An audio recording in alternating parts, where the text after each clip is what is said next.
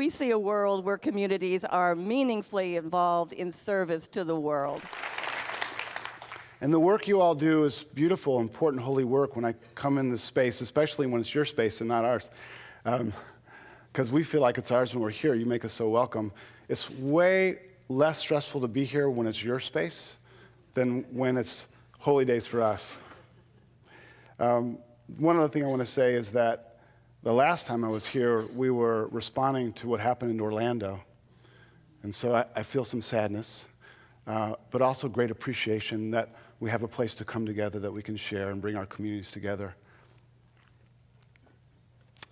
It was my version of the Marlboro Man, a solo trip into the Trinity Alps, or north here, 5-hour drive, mountains. I think it was 15 summers ago with me, my dog Sarah, my backpack, a fly rod, 5-hour drive to the trailhead for Stewart's Fork, which is a tributary of the Trinity River. The trail follows the course of the river, a rolling, gradual ascent through a gorge, big trees. It's rugged, forested, shafts of light coming down through the gaps in the dense wood, fir, pine trees, steep rocks.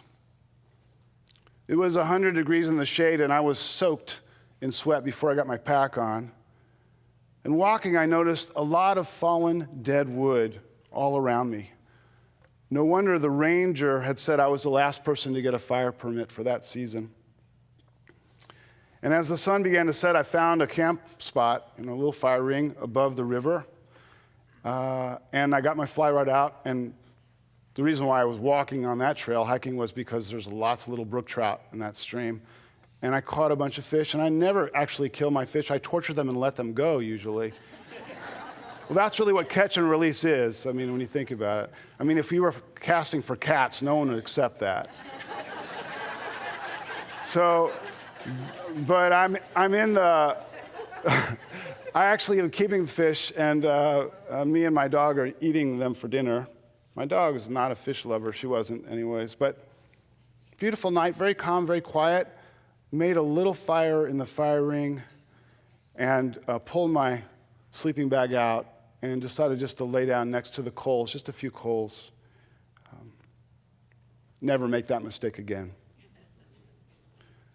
I don't know how long I was asleep, but my dog starts howling, "Ruff, ruff, ruff, ruff, ow!" You know, like the world's going to end. And so I wake up and get out of my bag, and I see that somehow from the fire ring to this pine tree, there's this huge blaze at the base of this pine tree.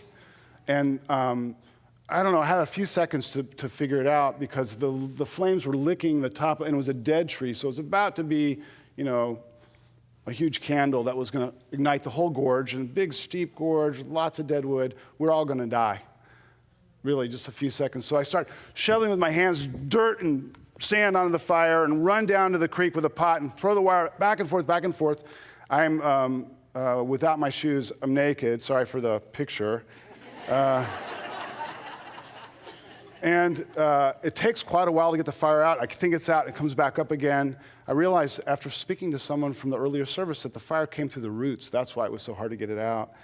And eventually, Sarah and I just collapsed on each other, and she's whining, and I'm bleeding from my hands and my feet, just stunned, just like seconds away from a horrible disaster. Oh, my God.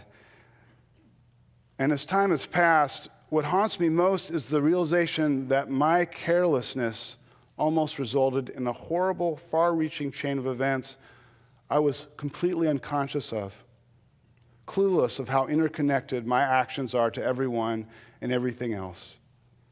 Think about it. If Sarah would not have woken me up, not only would we have been burned alive, but what about the other backpackers on the trail, or hikers, or cabins, or homes? What about the habitat? What about the animals? What about the firefighters and their families that would have to respond? Maybe some of them would lose their life. What about the carbon in the air that would add to global climate change? It took actually a couple of days for me to heal enough to walk out. My hands, you can walk out with bloody hands, but my feet were so swollen I couldn't get them in my boots. And actually, they never fully recovered. The toenails, my big toenails, never fully recovered from it.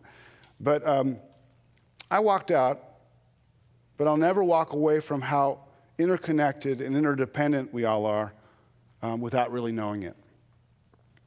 Today is the 15th anniversary of 9/11, the terrifying, devastating attack that in a much more brutal way taught us a similar lesson. Whether we like it or not, whether we want to admit it or not, we live in a complex web of connection, both in space and in time.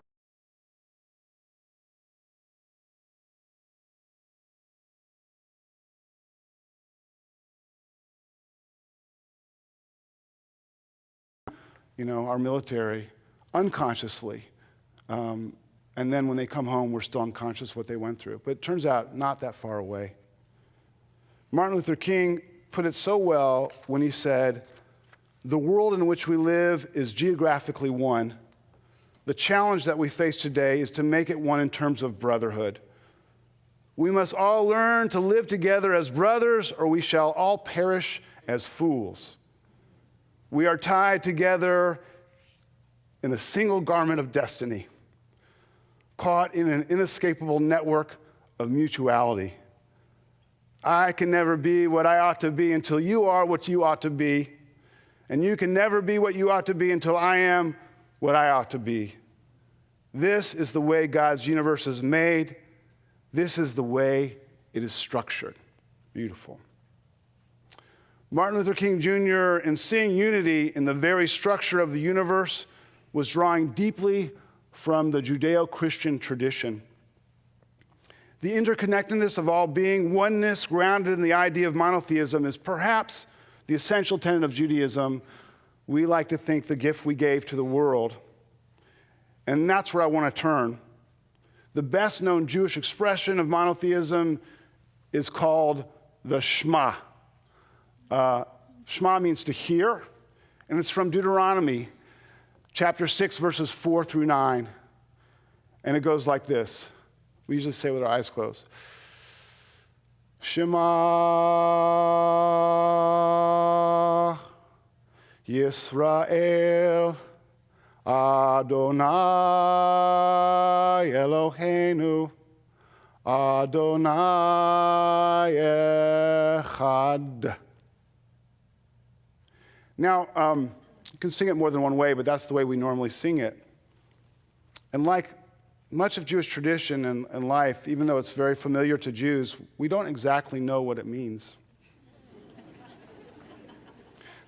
We call it the watchword of the Jewish people. And there are many ways to translate that line. So I want us to explore two. The first and most common is, "Hear, O Israel, Yud-He Vav-He is our God. Yud-He Vav-He is one." Yud-He Vav-He is the name we don't know how to pronounce, which is translated Lord or Adonai in Hebrew, and then erroneously Jehovah Yahweh. We don't say the name. We don't know how to say the name. The most simple and straightforward translation is simply that God is one, monotheism. So since we've grown up, most of us, I'm going to guess, in a monotheistic culture, we tend to just assume that, of course, there's just one God. It's obvious to us, but this idea of monotheism is not, in fact, self-evident. When you think about it, the Greek pantheon, with all its gods, their foibles, and their constant bickering, would be a better reflection of our experience. The idea being that the upper world, the lower world, our world, is a reflection of the upper world. So that's exactly why it's so messed up here. Because the gods are crazy, and so we're crazy. The gods are always fighting, so we're always fighting. The gods are capricious, jealous, unpredictable. So it is with our world as well. Actually, the system makes sense. And Judaism actually made a profoundly different claim. One God speaks to the potential, not necessarily the reality of our experience. One God is as much about what can be as it is about what is. if God is one, then the world can be one. So when I pray with our kids, I have them close their eyes, let's close their eyes. And I have them say, imagine a world where there's no mean people. Imagine that. Where no one's sick, no one's hungry, no one's homeless. End of war. And then we say the Shema.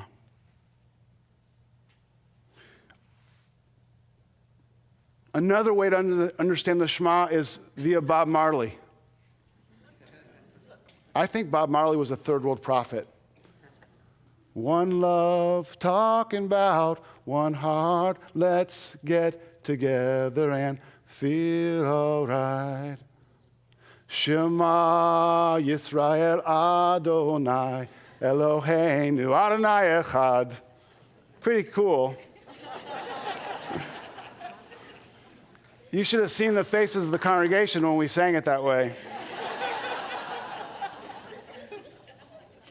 The chutzpah of the Jewish people is that we never gave up on the Shema and what it stands for. Never gave up on the promise of the future because of the trials and tribulations of the day. In exile, inquisition, concentration camp, we never gave up. That in itself is an important message. To be a person of faith is to live for the ideal, the best we in our world can be, to believe in and work toward the promise of the future, no matter how dark the day is. This is important to remember, especially in an election season. God help us. When progress seems so remote and we feel so powerless. And it reminds me of a story that the late Reverend Jim Coffey used to tell from Community Baptist Church here in Santa Rosa. Big African-American man, he always wore a starfish necklace, a necklace with a starfish on it, because he wanted people to ask him why he wore the starfish. And if you asked him, he would tell the story. And he would say, well, imagine you're at the beach and there's 1,000 starfish washed up on the beach, and it's a hot day. And there's a kid out there throwing the starfish in one at a time. And a man comes up to her and says, what are you doing? You're wasting your time. You're never going to get all those starfish back in the water. She looks at him and she says, made a difference to that one.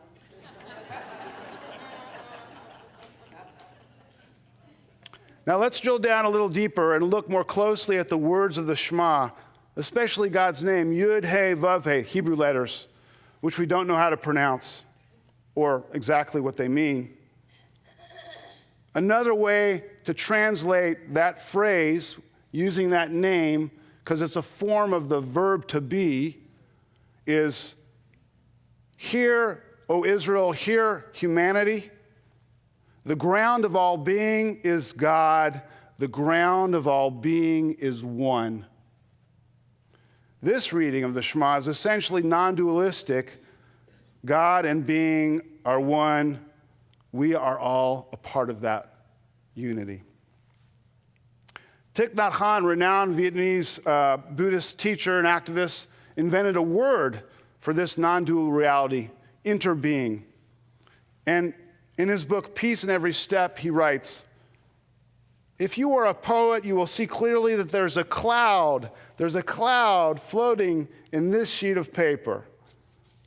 Without a cloud, there will be no rain. Without rain, the trees cannot grow. And without the trees, we cannot make paper.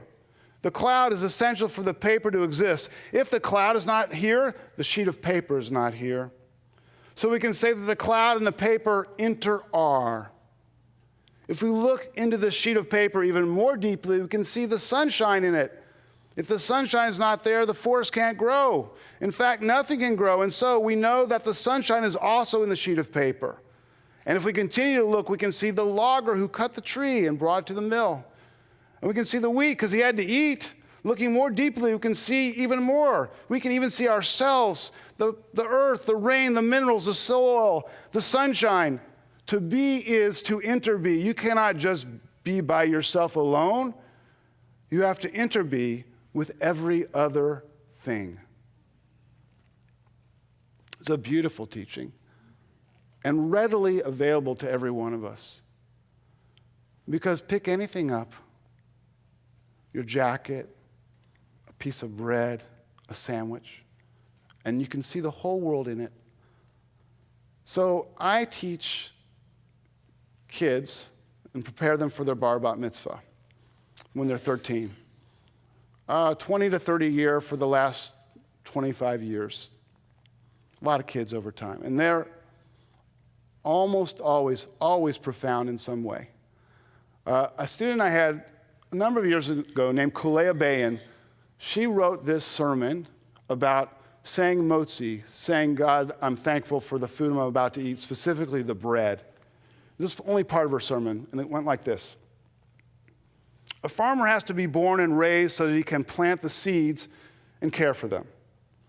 Someone has to harvest the grain with a machine built by somebody else. Another person provides fuel for the machine, and yet another grinds the grain, makes it into bread, and bags it. The truck driver delivers it to the store, and the grocery clerk sets it on the shelf. In the end, my mother buys the bread and brings it home. In the motzi, that's the prayer, we are thanking God for this whole perfectly working process. 13. Monotheism, understood as interbeing, has a profound moral force. It suggests that all life is a dance with the divine. Every move we make, our thoughts, actions, everything is part of a great chain of cause and effect. What we do down here affects God there, and God affects us. More than that, our thoughts and actions, for better or for worse, create worlds, realities that vie for their place in our present and our future. Our thoughts and our actions create worlds that vie for their place in our present and our future. Kabbalah, the Jewish mystical canon, actually believes that every thought we have creates a world. That is frightening to think about, right? Think about what goes on up here. I don't know how many of you have been on a meditation retreat, but maybe if you haven't been, you think it's just quiet solemnity. It's a war in here. And many other things. So really, this can be overwhelming to think about, and I would dial it back a bit. But there is an essential truth here. The more conscious we are, the more good we can do, and the less harm. The more conscious we are, the more good we can do, and the less harm. And this is my disclaimer. If you think that Reverend and Edward and I do better at this than you, I'm sorry to disappoint you. We're all struggling to be more conscious and do more good and less harm. It reminds me of two interrelated stories. The first is of Rav Kook, the great late Rabbi Abraham Isaac Kook, who was the first chief rabbi of the Mandate of Palestine before it was Israel. And he was a scholar and a visionary and a tzaddik, a righteous man, and probably the greatest mystic of his age, Jewish mystic of his age. He also had a huge, open, universal heart and believed that Jews and Palestinians, everyone would live peacefully together in that land. Sadly, his vision never came true, and his followers didn't follow in his footsteps. But that's who he was. And so the story goes, one day he was walking with one of his students in a garden, and the student inadvertently plucked a leaf from a tree. Ah! He yelled, as if a limb had been taken from him.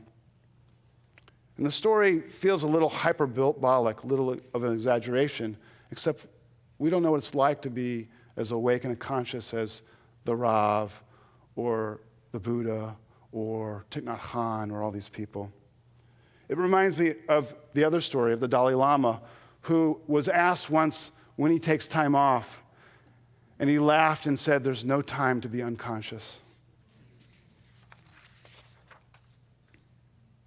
It is difficult to come to terms with the reality that we are interconnected and mutually responsible for each other, especially because doing so forces us to take a hard look at so much of our life.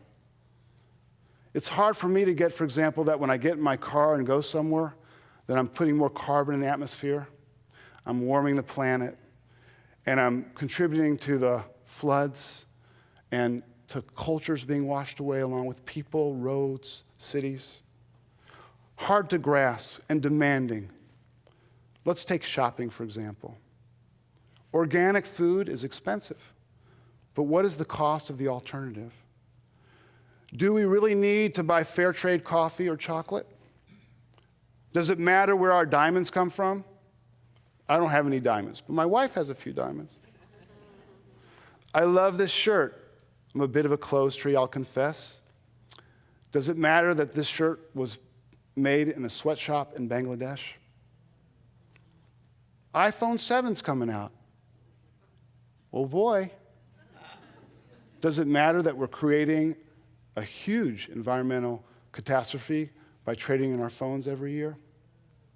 Matters, right?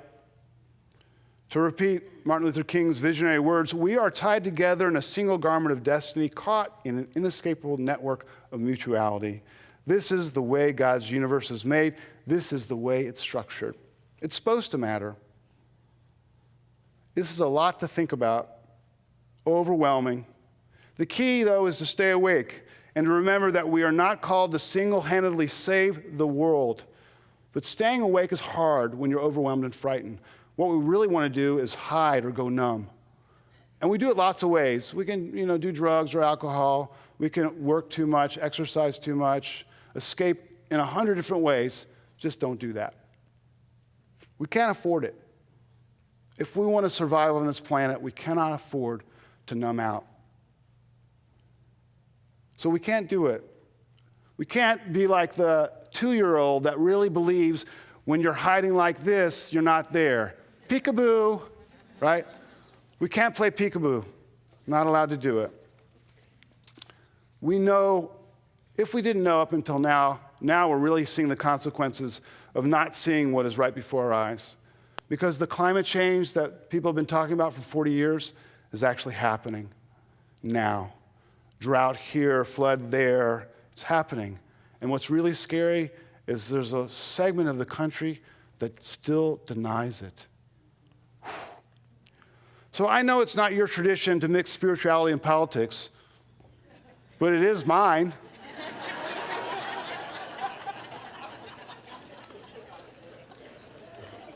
And Judaism doesn't separate the life of the spirit from the material world. So I've been struggling to actually work this out in the congregation.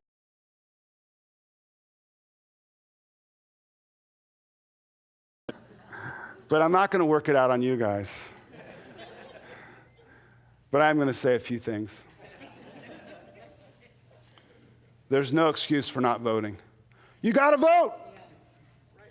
If you're not registered, you got to vote.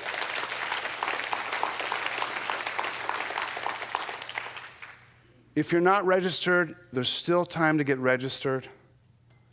And if you are registered, consider voting your spiritual duty and get to the polls. And before you cast your ballot, ask yourself, who is more likely to understand how interconnected and responsible we are for each other in a global way? And that's the person you should vote for. And you should convince everybody you know to vote for that person. And by the way, don't preach to the choir. Walk across the street in a nice and gentle way and strike a conversation with the neighbor you know is going to make the other vote. And see if you can talk him or her into doing the right thing. I'd like to conclude with the personal. It all starts here, at home in our hearts.